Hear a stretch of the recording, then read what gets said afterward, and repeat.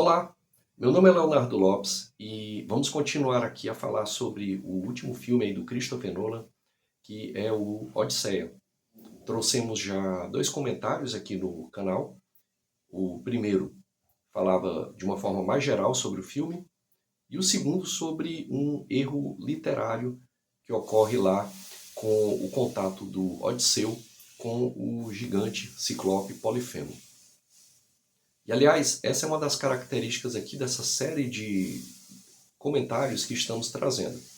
Eu sou professor de filosofia, trato bastante dessa obra, tanto quando a gente vai apresentar a filosofia para os alunos, quanto também com inúmeros temas ligados à questão da linguagem e cognição, que já aparecem nessa obra. Só para contextualizar historicamente, um dos grandes filósofos gregos, que é o Platão, ele diz que Homero é o grande educador da Grécia.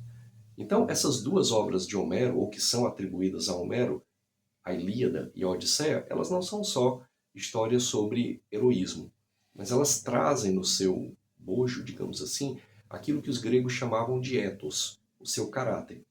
E é onde vai envolver, então, questões de ordem política, de moralidade, de eticidade, de conhecimento, entre outras. Né? E acredito que essa foi uma das grandes dificuldades que o Christopher Nolan teve, que foi transpor esse texto de uma forma que ficasse atrativo no sentido cinematográfico, mas sem perder boa parte da dose conceitual, filosófica, psicológica, existencial que essa história traz. É uma história de quase 3.000 anos. Então ela atravessa os milênios, na verdade, não são nem os séculos, né? Trazendo-nos questões muito fundamentais. Senão não teria importância e nós não teríamos ido ao cinema prestigiar mais essa grande obra do Nolan.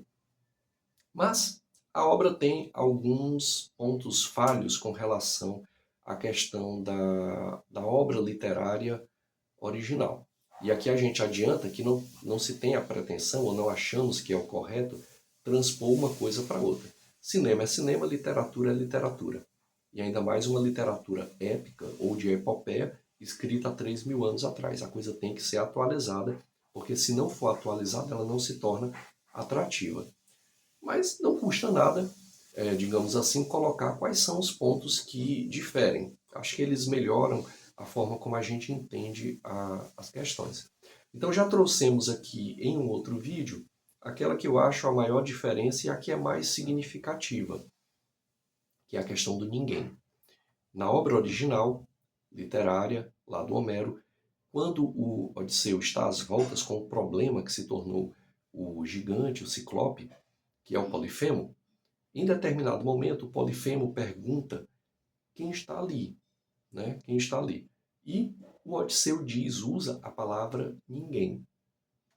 Isso pode parecer besteira, mas não é. Quando ele utiliza a palavra ninguém, ele está nomeando uma identidade. Ele transforma a palavra ninguém em um substantivo próprio, um nome dele.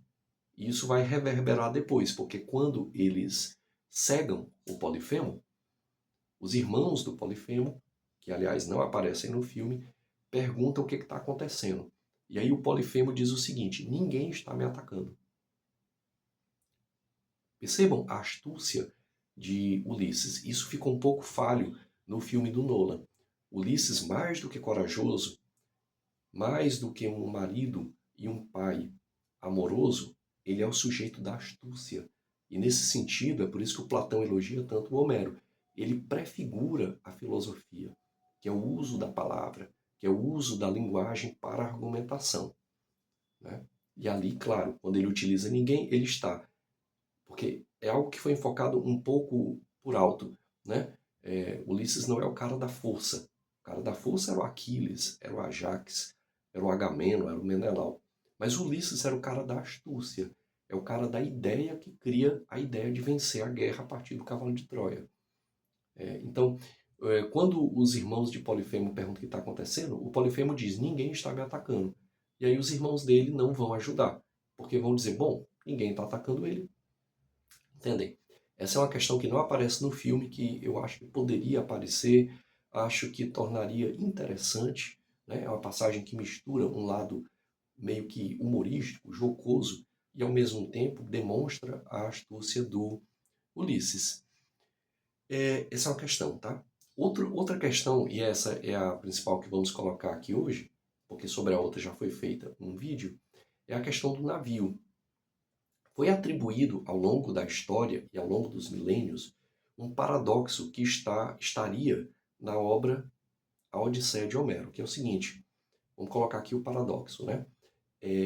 Ulisses vai com seu navio, volta com seu navio, decorrem 20 anos e ele trocaria todas as peças do navio, todas as tábuas. Elas iam apodrecendo e ele ia trocando. Quando ele troca tudo, é onde vai vir a questão.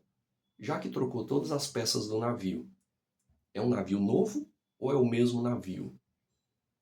Entendem a questão, o paradoxo?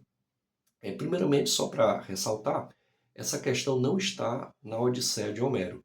Ela vem 800 anos depois com um autor grego chamado Plutarco, que vai escrever uma obra chamada Vida de Teseu.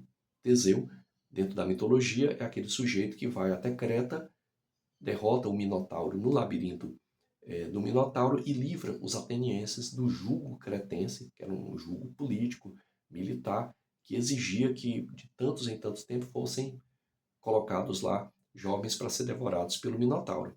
A questão do navio está em Teseu, a partir dessa obra de Plutarco.